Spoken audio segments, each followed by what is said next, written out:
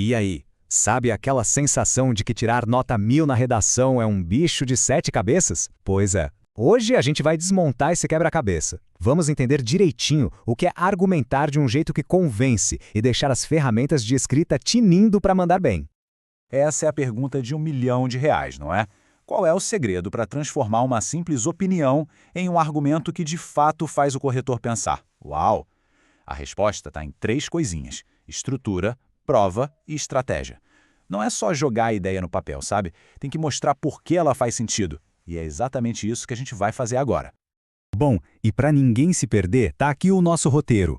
Primeiro, o básico do básico. O que é argumentar? Depois, a gente monta nosso arsenal de argumentos. Em seguida, vamos ver de onde tirar boas ideias, ou seja, o repertório. Aí partimos para a prática, com a estrutura de um parágrafo nota 10. E para fechar, aquele erro que ninguém pode cometer. Bora começar?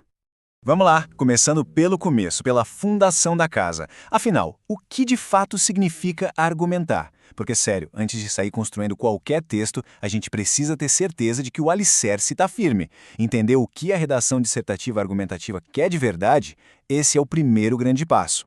Olha, o nome já dá a dica, né? Texto dissertativo argumentativo. Dissertar é basicamente falar sobre um assunto, explicar, mas o pulo do gato está na segunda parte. Argumentativo. É aqui que a mágica acontece. Argumentar é defender uma ideia, uma tese. É bater o pé e dizer, eu penso isso e tá aqui o porquê. E para isso a gente precisa de provas, de dados, de coisas que sustentem o que estamos falando. O objetivo é um só, convencer. Beleza. Agora que a base está pronta, vamos para a parte divertida. Montar nosso arsenal. Pensa nisso como se fosse uma caixa de ferramentas mesmo. Cada tipo de argumento é uma ferramenta diferente. Tem martelo, tem chave de fenda, e saber qual usar em cada momento é o que vai dar um poder de convencimento muito maior para o nosso texto.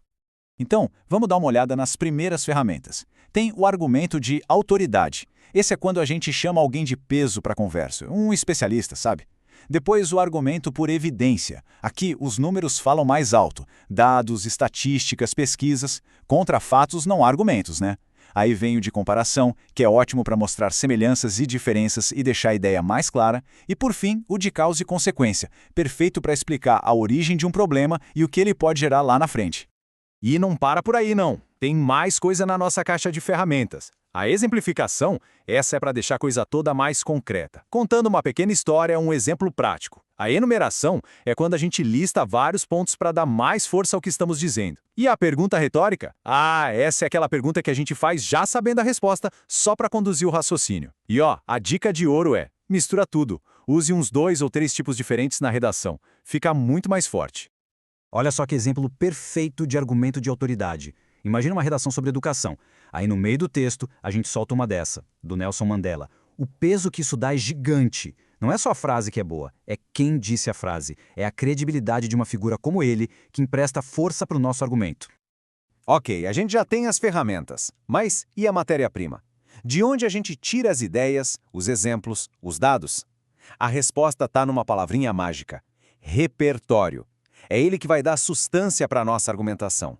Porque sem um bom repertório, até a melhor das ferramentas não serve para muita coisa. Então, o que é esse tal de repertório sociocultural? Pensa em tudo que a gente consome e aprende na vida. É tipo uma mochila que a gente vai enchendo com livros, filmes, séries, música, notícias, aulas de história, tudo. Essa é a nossa munição.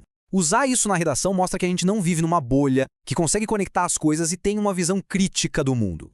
Quer ver na prática? Se o tema é vigilância ou manipulação, 1984 do George Orwell cai como uma luva. Se o assunto é racismo estrutural, o filme 12 anos de escravidão é uma referência fortíssima. Agora, se for sobre desigualdade social, uma obra como Os Retirantes do Portinari, nossa, fala por si só.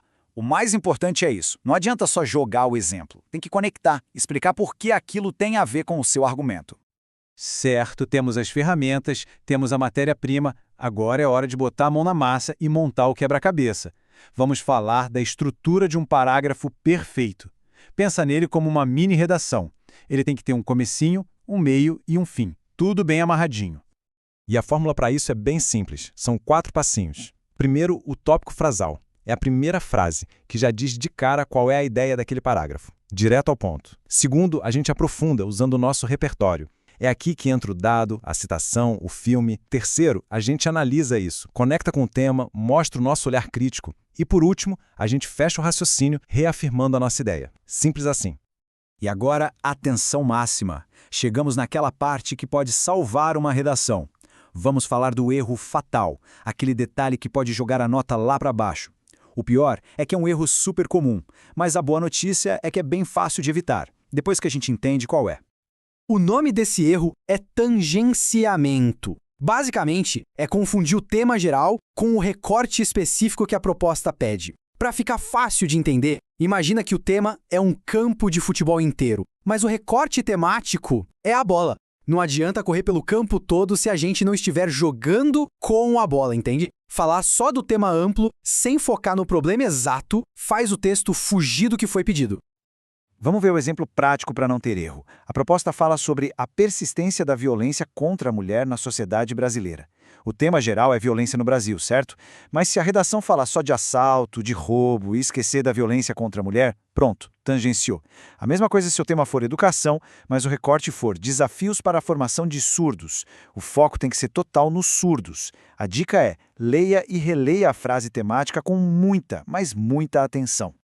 E é isso, esse é o caminho das pedras. Com um bom arsenal de argumentos, um repertório afiado, a estrutura certinha do parágrafo e, claro, muito foco no recorte temático, a redação deixa de ser só uma opinião e vira uma defesa de verdade, uma tese bem construída. Agora a questão não é mais, será que dá para fazer? Mas sim, qual vai ser a primeira grande ideia a ser defendida com todo esse poder? Fica aí a reflexão. Quer tirar 900 mais no Enem? Saiba como!